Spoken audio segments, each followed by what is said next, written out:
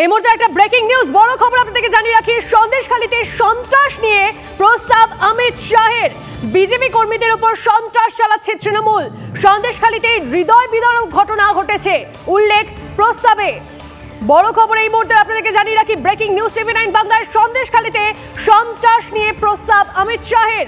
BJP কর্মীদের উপর সন্ত্রাস চালাচ্ছে তৃণমূল। সন্দেশখালীতে হৃদয় বিদারক ঘটনা ঘটেছে উল্লেখ প্রস্তাবে।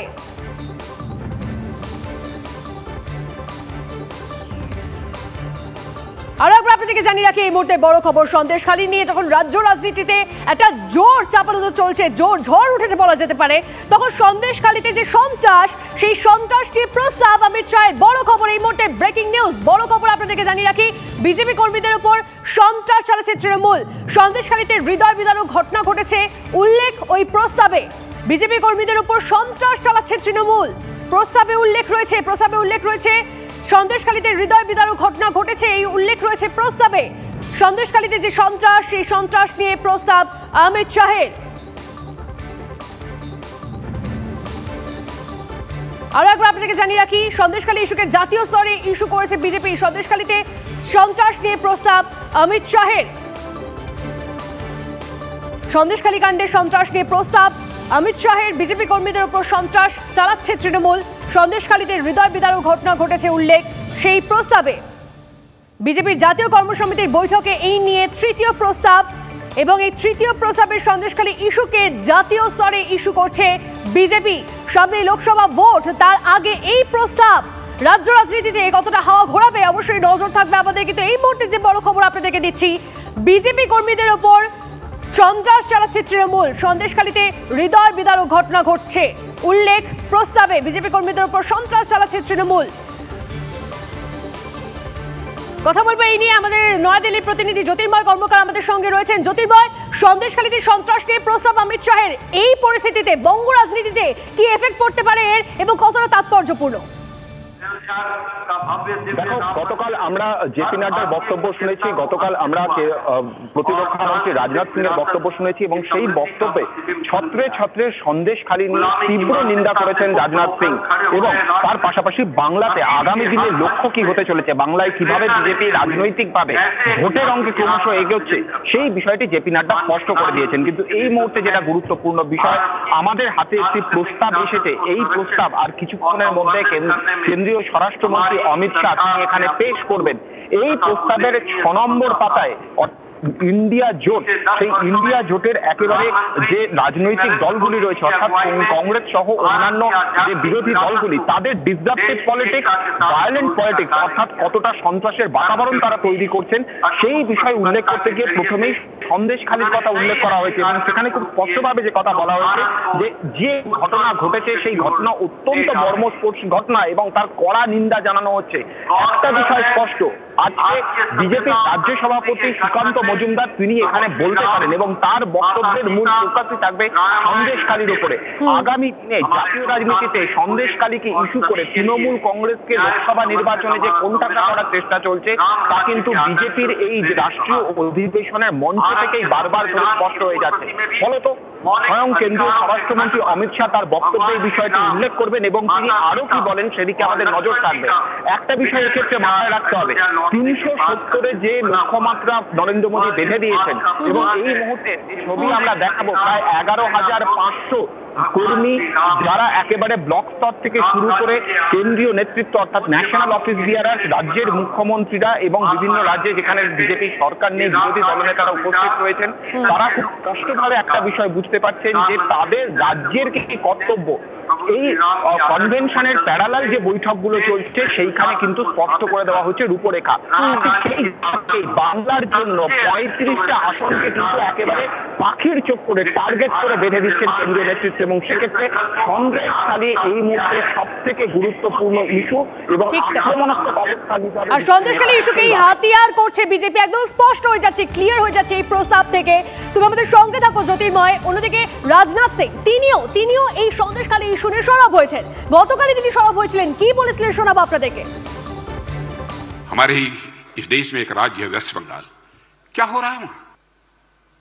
नारियों के साथ किस प्रकार का जुल्म ढाया जा रहा है, उनकी इज्जत और असमत के साथ खिलवाड़ किया जा रहा है। पश्चिम बंगाल की संदेश खाली में जो कुछ भी हुआ है, और हमारे कार्यकर्ता जिस बहादुरी के साथ इस जुल्म और अत्याचार के खिलाफ लड़ रहे हैं, मैं अपने वेस्ट बंगाल के कार्यकर्ताओं का अभिनंदन करना चाहता हूं। और इस प्रकार की घटनाएं मैं समझता हूं सभ्य समाज के मस्तक पर कलंक है। উত্তম শিবু গ্রেপ্তার হলেও এখনো অধরা শেখ শাহজাহান। শাহজাহান প্রসঙ্গে কার্যত দায় এড়িয়েছেন ডিজি রাজীব কুমার। শাহজাহান নিয়ে মামলা করেছিল ইডি। ইডি কি শাহজাহানকে গ্রেপ্তার করেছে? পাল্টা শাহজাহানের গ্রেপ্তারি নিয়ে ইডির কোর্টেই বল ঠেললেন ডিজি। প্রশ্ন উঠছে, শাহজাহানকে গ্রেপ্তারের দায় কেবল ইডির, পুলিশের কোনো দায় নেই? There is a case which is done by ED. Right. Okay. Have they arrested him? Now, second, the case which was registered by us, it has been stopped. The investigation has been stopped.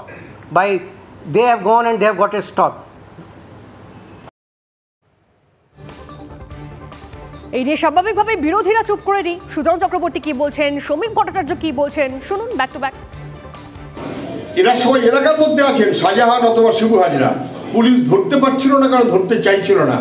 এখন মনে করেছে সরকার আর উপায় নেই, অতএব তাই গ্রেপ্তার করেছে। কিন্তু আমি বলছি, গ্রেপ্তারের পরে শাস্তি হবে তো?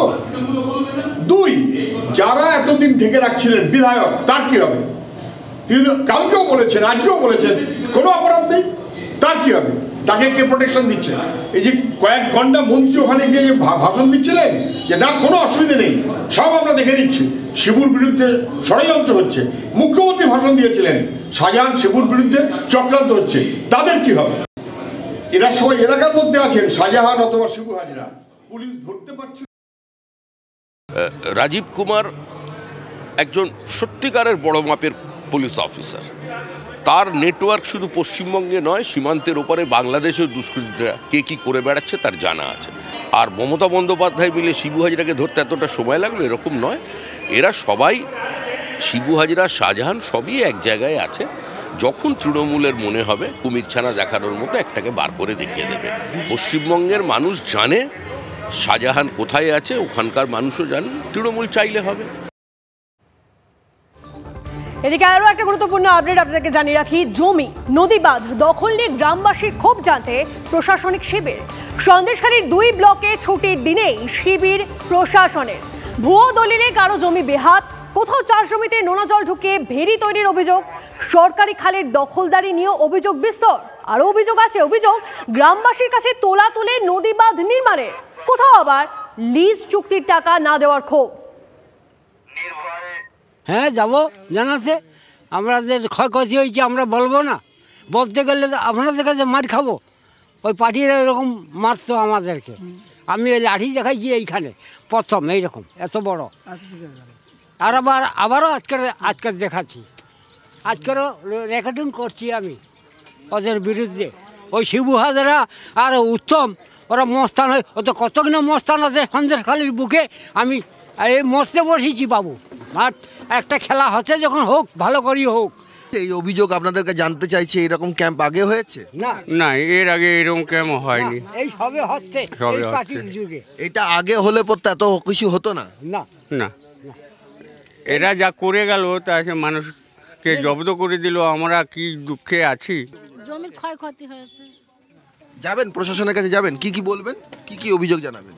আমাদের পুকুরে মাছ নোনা জল ঢুকে গেছে, তারপরে জমি ক্ষয়ক্ষতি হয়ে গেছে, চাষ হয় না 2-3 বছর। কি জানাবেন, কি অভিযোগ জানাবেন? ওই নোনা জল ঢুকে গেছে, তার জন্য জমি চাষ হয় না, ধান পাইনি। আপনারা তো এর আগে বিডিওর কাছে গেছিলেন, বিচার পেয়েছিলেন? না, অফিসে গিয়ে না কি হতো আপনাদের সঙ্গে? কিচ্ছু হতো না। এই জল করে তো আমাদের নুন জল তুলে চাষবাস সব হারা। আজ বিদেশে ছেলে পেলে আমরা কি খাবো আমরা? আর এই জমি দখলের যে অভিযোগ শিবু হাজরা, উত্তম সর্দারদের বিরুদ্ধে, এটা কিছু এই ব্যাপারে কিছু বলতে পারবো। এই শিবিরে সেই অভিযোগগুলো এলে পর দেখা হবে? ওরকম পার্টিকুলার কোনো অভিযোগ নয়, যে কোনো অভিযোগ সে জমা দিতে পারে। যে কোনো ধরনের অভিযোগ এখানে জমা নেই, জমি সংক্রান্ত সে অভিযোগ জমা দিতে পারে। এছাড়াও যে কোনো সমস্যা আমাদের ইনফ্রাস্ট্রাকচার রিলেটেড হতে পারে বা আমাদের গভর্নমেন্টের পরিষেবা রিলেটেড হতে পারে, সেগুলোও সে জমা দিতে পারে। মহিলাদেরকে নিয়ে গেছেন এখান থেকে। আমার বাড়ির পাশের মেয়েদেরকে রাত 12টার সময় বাইকে তুলে নিয়ে গেছে। নক্কারজনক ঘটনা। আমি যখন প্রথম শুনি এবং দেখি আমি সত্যি মুখের ভাষা হারিয়ে ফেলি। আর যারা এটার জন্য দায়ী, আমার মনে হয় কোনো শাস্তি তাদের জন্য যথেষ্ট নয়।